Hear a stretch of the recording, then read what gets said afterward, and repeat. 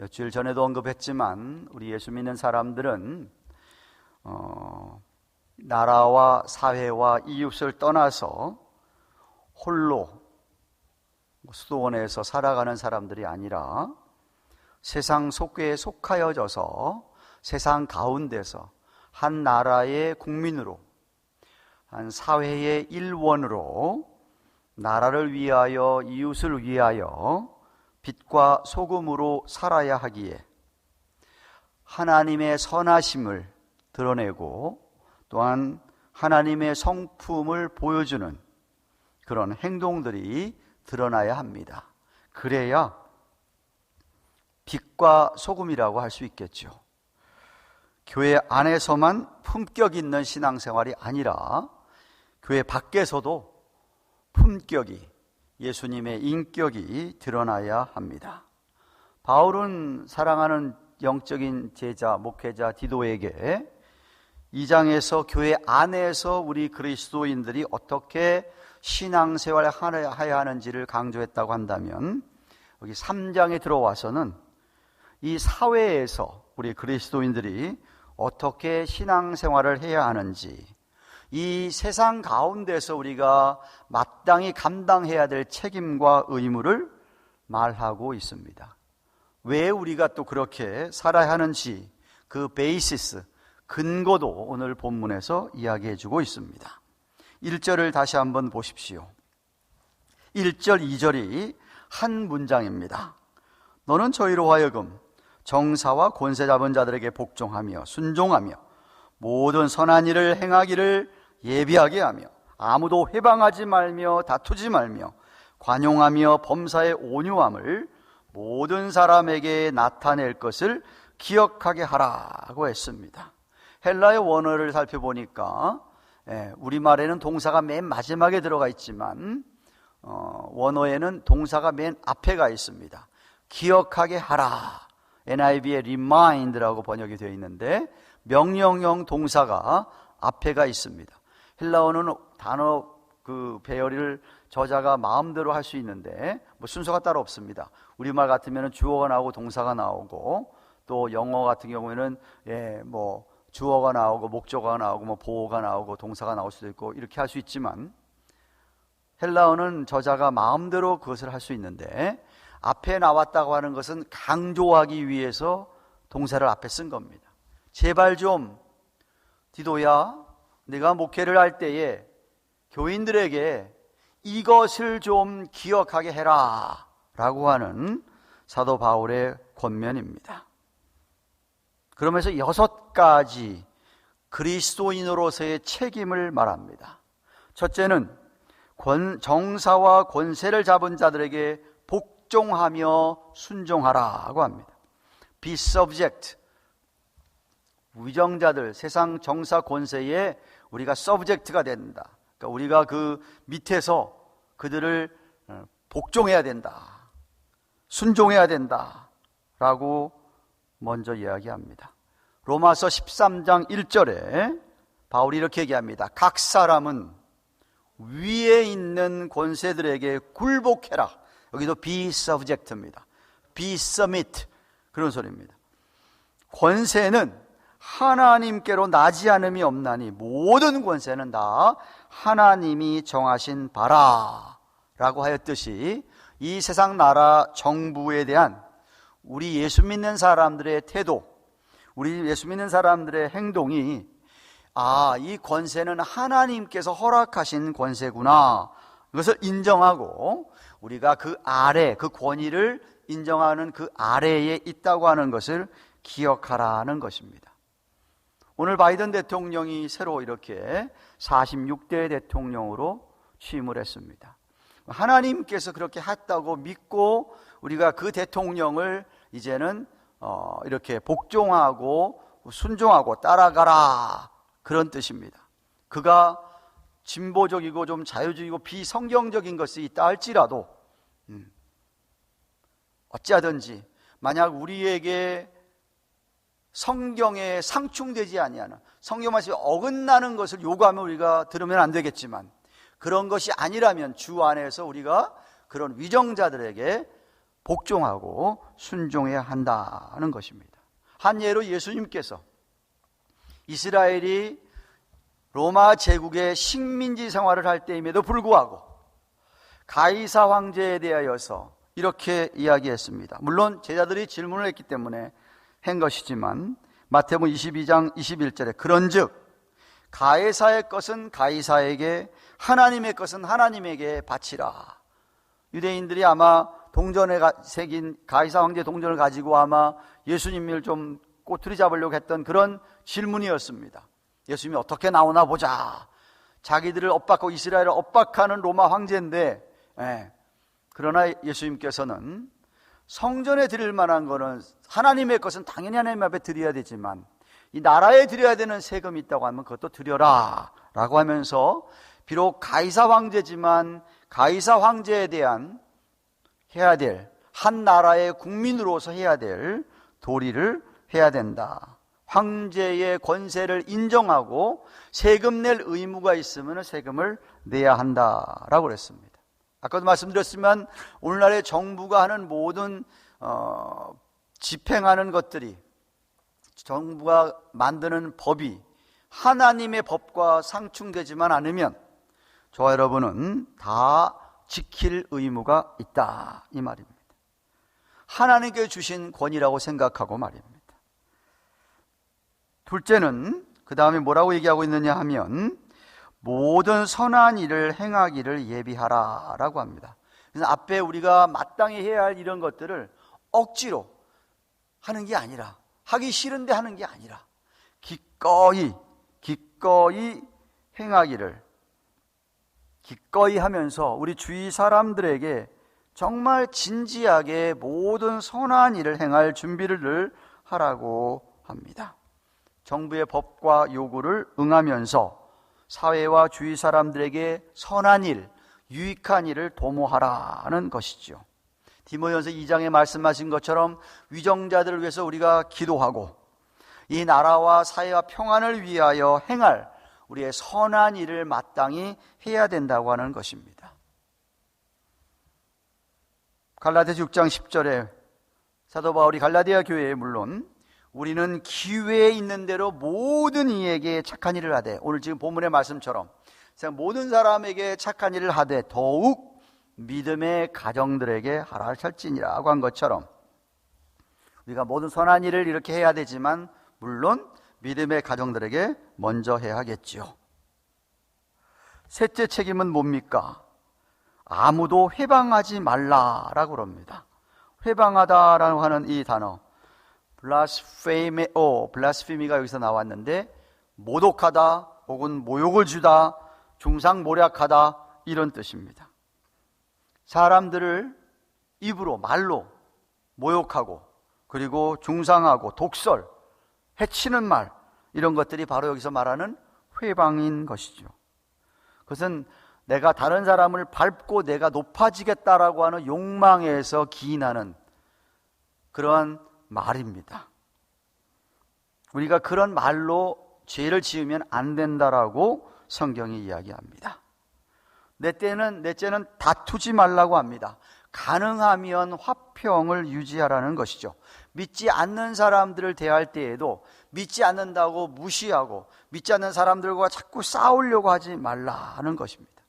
로마서 12장 18절에 할 수 있거든 너희로서는 모든 사람으로 더불어 평화하라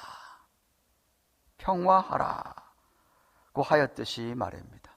우리는 가능하면 할 수 있거든 정말 모든 사람과 원만한 화평한 관계를 가져야, 그래야 불신자들에게도 우리가 복음을 전할 수가 있는 것입니다. 다섯 번째는 관용하라라고 그럽니다. Be considerate, 좀 배려하라, 이런 소리입니다.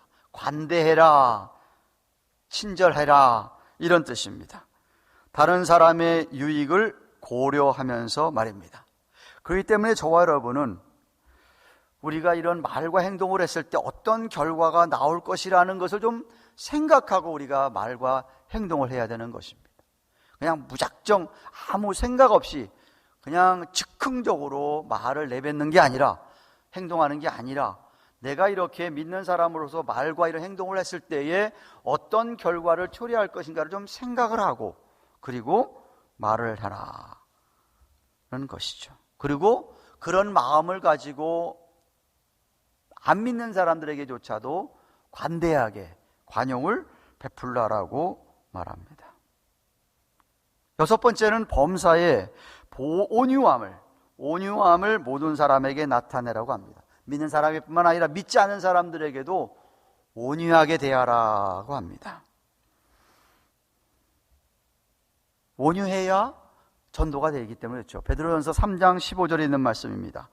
너희 마음에 그리스도를 주로 삼아 거룩하게 하고 너희 속에 있는 소망에 관한 이유를 묻는 자들에게, 당신은 어떻게 해서 그런 소망이 있습니까?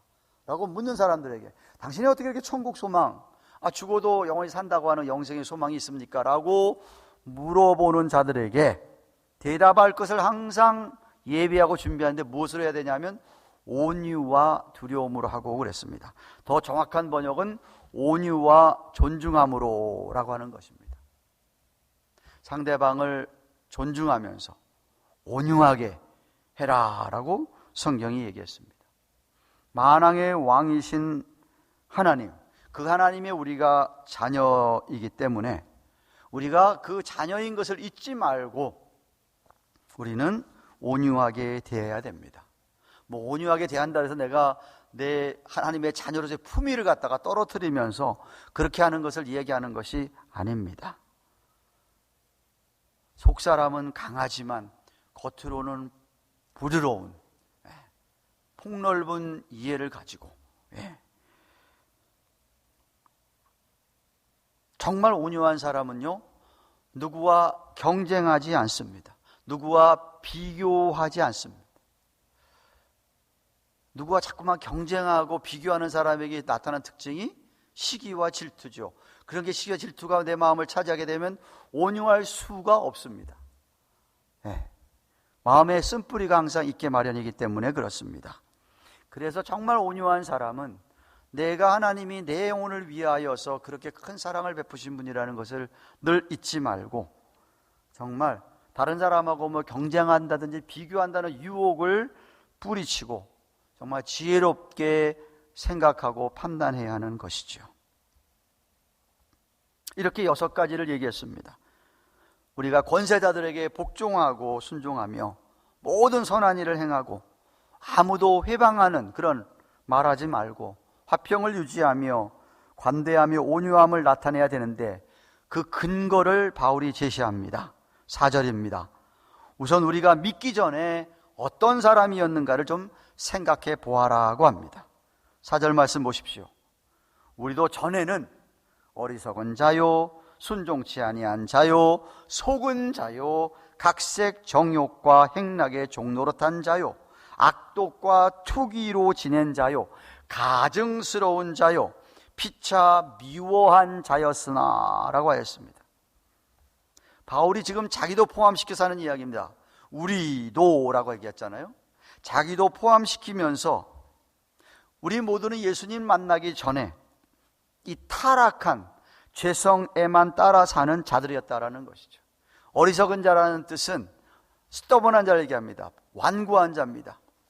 복음의 길을 딱 막는 사람, 고집을 피우면서 그런 어리석은 자, 길을 딱 막고 그냥 자기 마음대로 사는 자죠.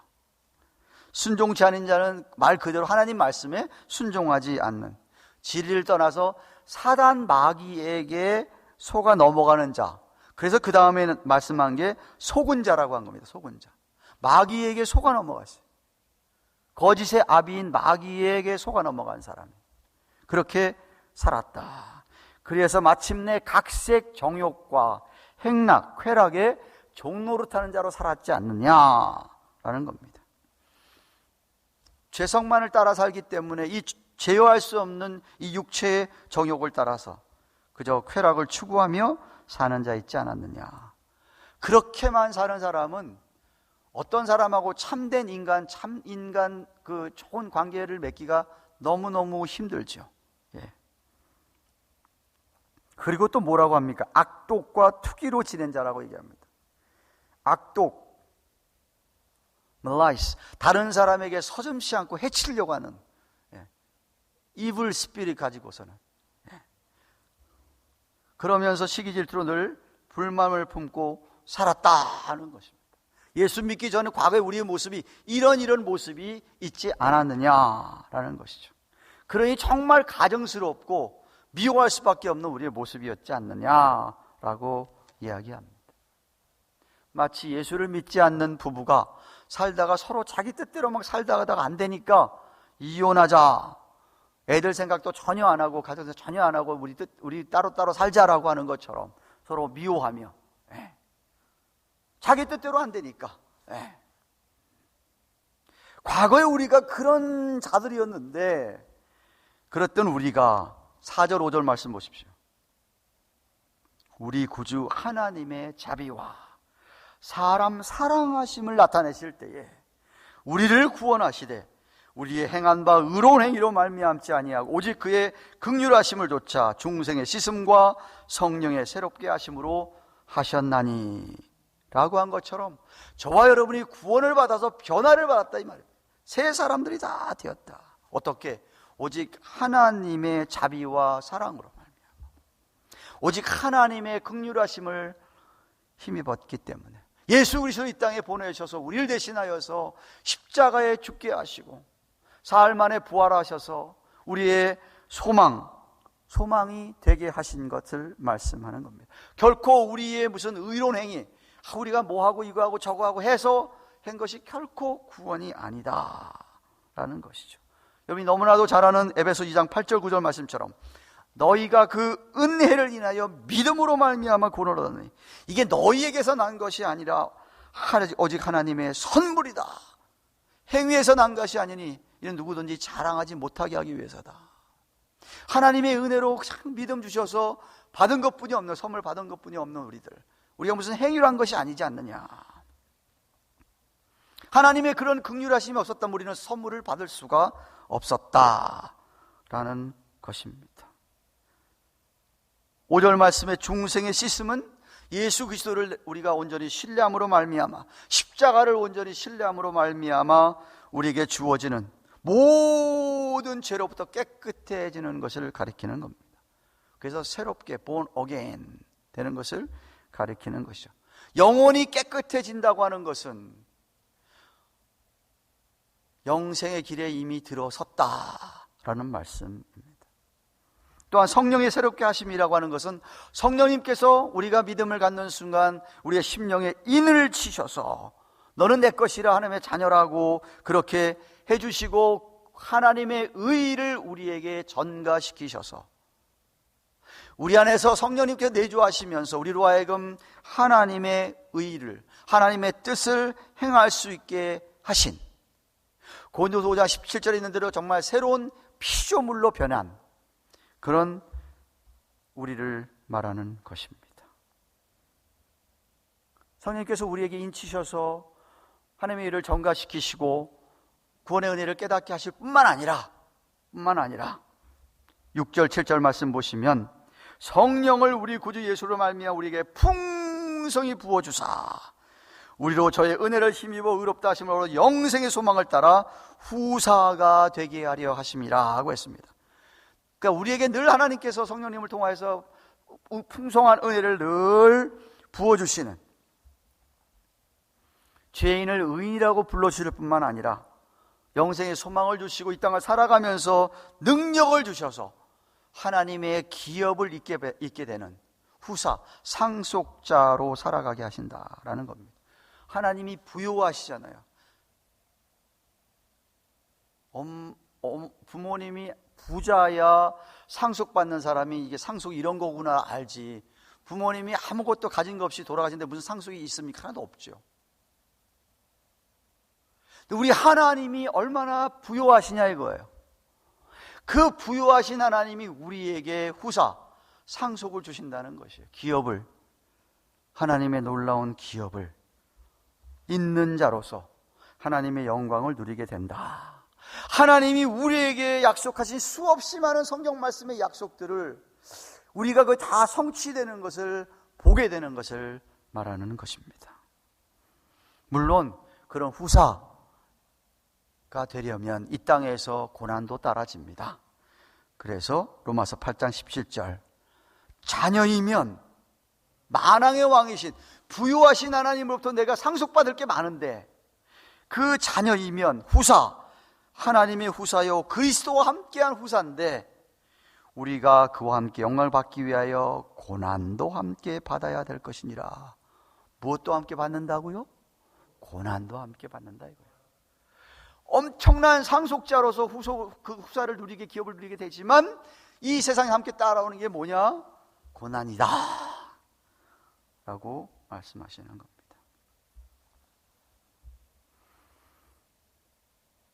바울은 결론적으로 8절에 디도에게 이렇게 말합니다.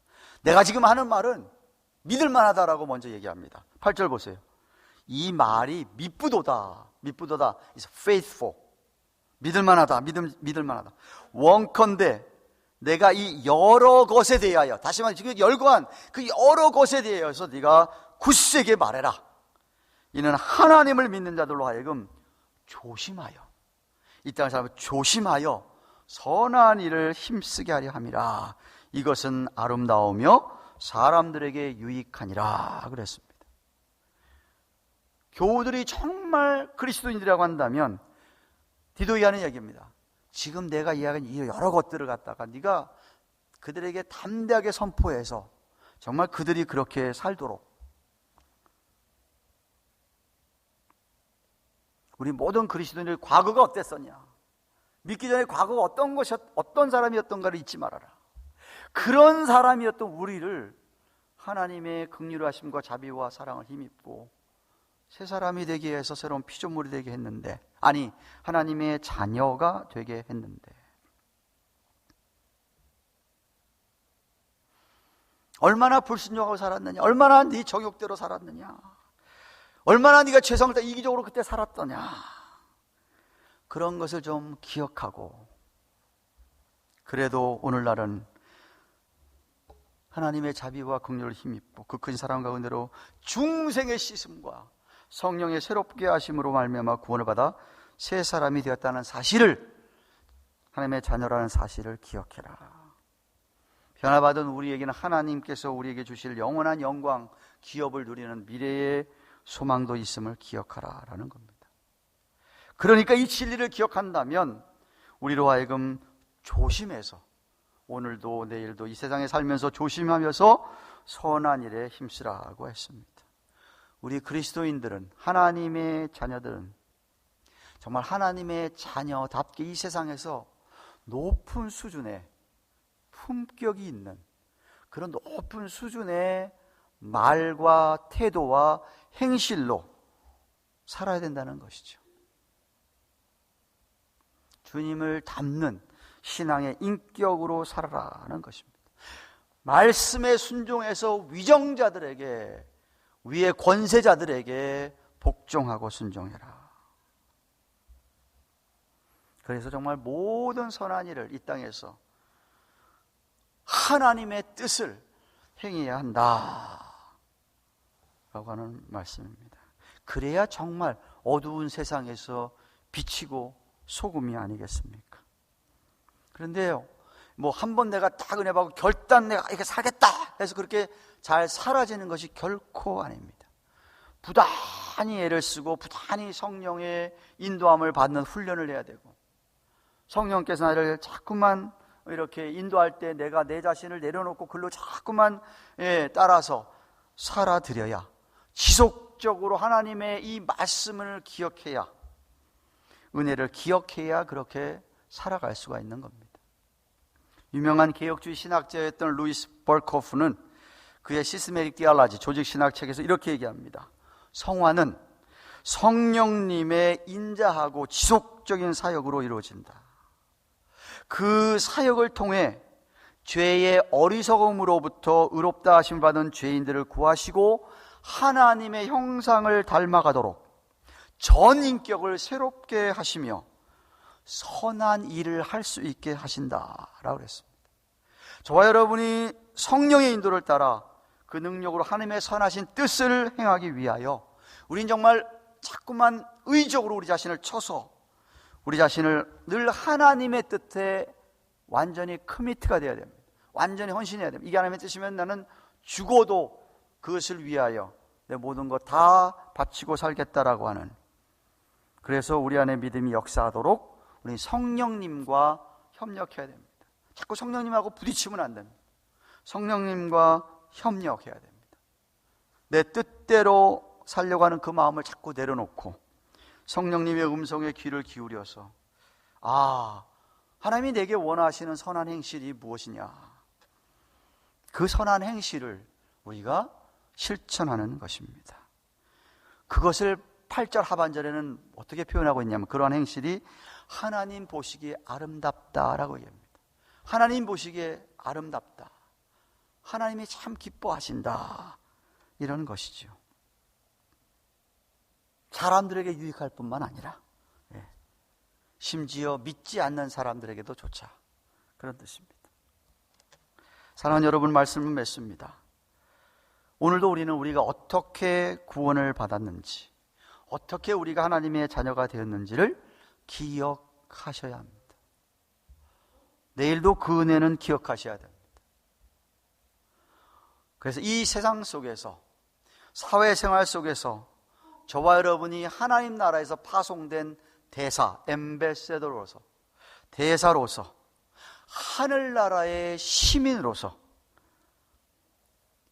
하늘의 시민일 뿐 아니라 이 땅에서의, 이 나라의 한 시민으로서, 이 사회의 일원으로서 하나님이 우리에게 명하신 이 감당할 책임, 이 의무를 다하시기를 축원합니다.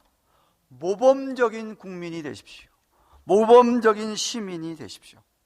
내주하시는 성령님을 의지하고 우리 하나님의 선하심, 그 성품들이 우리를 통하여서 반영이 되는 선한 행실의 본을 보이시기를 바랍니다. 그러면 하나님께서 우리 모두에게 참 내 행실이 아름답다 하시며 칭찬하시며 기뻐하실 것입니다. 놀라운, 부여하신 하나님부터 놀라운 상속을, 기업을 받게 될 것입니다. 오늘도 내일도 성령님께서 우리에게 풍성한 은혜를 주셔서 그렇게 살아갈 수 있기를 주님의 이름으로 축원합니다. 기도하십시다.